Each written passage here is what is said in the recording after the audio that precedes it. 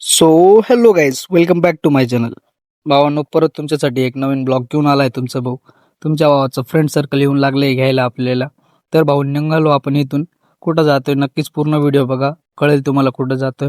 ज्या ठिकाणी जात होतो आपण त्या ठिकाणी पोहोचलोय. आणि तुम्हाला सर्वांना माहिती ही जागा कोणती, कमेंट सेक्शनमध्ये नक्कीच सांगा की ही जागा कोणती आहे, हे ठिकाण कोणतं आहे. मग काढला आपण आपला ड्रोन आणि तुमच्या भावाला करायचा होता गडाचा शूट, म्हणून तुमचा भाऊ आलेला होता गडावरती. ड्रोन वगैरे फ्लाय करून आम्ही गेलो कुंडाकडे.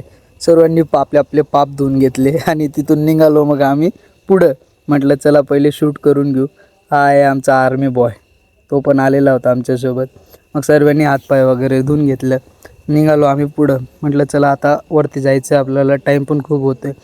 मग अजय म्हणे सर्वांनी आपापले तिकीटा पहिले काढून घ्यायचे म्हणे. मग सर्वांनी गर्दी केली म्हणे. एकाच फोनपेला सर्व पैसे टाकून घेऊ. आणि सर्व आपापले फोनपे काढून चेक करत होते, कोणी किती टाकले कोणी किती टाकले. आतून नाना म्हणे आपला काही संबंध नाही, ते टाकतील म्हणे. म्हटलं बरं ठीक आहे, म्हटलं काय अडचण नाही.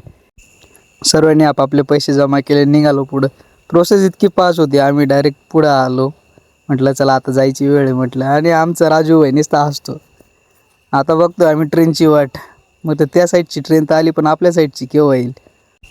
बघताच मग आपली ट्रेन आली आणि ड्रायव्हर म्हणे तुम्ही इथं नाही बसायचं, तुम्ही वरती जायचं म्हणे. म्हटलं ठीक आहे भाऊ, तुम्ही म्हणशाल तसं. आणि आपला क्रिश भाई म्हणे किरीस का सुनने का गाना. ड्रायव्हरला बोलो एक चक्कर दे म्हटलं. ड्रायव्हर म्हणे तू मध्ये बसतो का म्हणे. मध्ये बसलो आम्ही मग. आणि सर्व तर बसून गेले, पण मलाच जागा नाही. म्हटलं काय अडचण आहे, तुमचा भाऊ उभा राहील म्हटलं तुमच्यासाठी.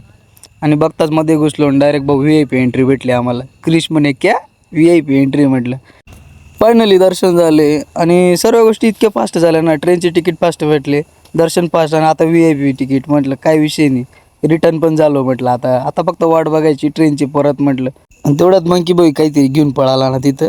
म्हटलं काय विषय नाही भाऊ, खायचं आहे ना, मग काय अडचण नाही. दुसरा पण आला म्हणे थांब म्हणे, मी पण काहीतरी घेऊन जातो.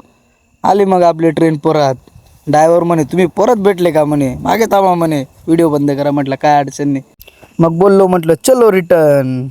आणि या टायमाला तुमचा भाऊ उभाने बसलेला होता. पण बसलेलो कसं आहे ना बघून घ्या, एकदम दाबून पण भाऊ. हां, सोपं नाही ना. 9 जण होतो आम्ही. मध्येच आमचा उम्याबाई असा काय करायला लागला. म्हणे काय रे, म्हटलं काय झालं. नाही म्हणे मस्ती म्हणे सहज.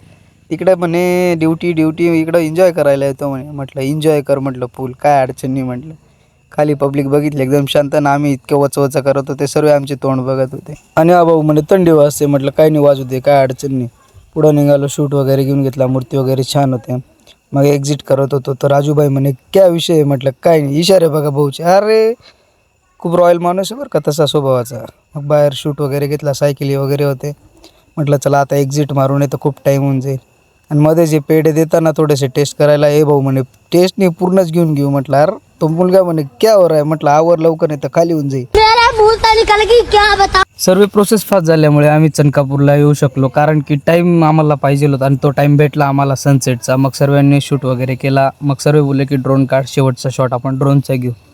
भावांनो, तुमचा भावाचा ब्लॉग कसा आहे तुम्ही नक्कीच कमेंटमध्ये सांगा. तुमच्या भावाच्या व्हिडिओला लाईक करा, जास्तीत जास्त शेअर करा. फक्त सबस्क्राईब करायला विसरू नका भावांनो. भेटूया नेक्स्ट ब्लॉगमध्ये. साथी है वही मंजिल है.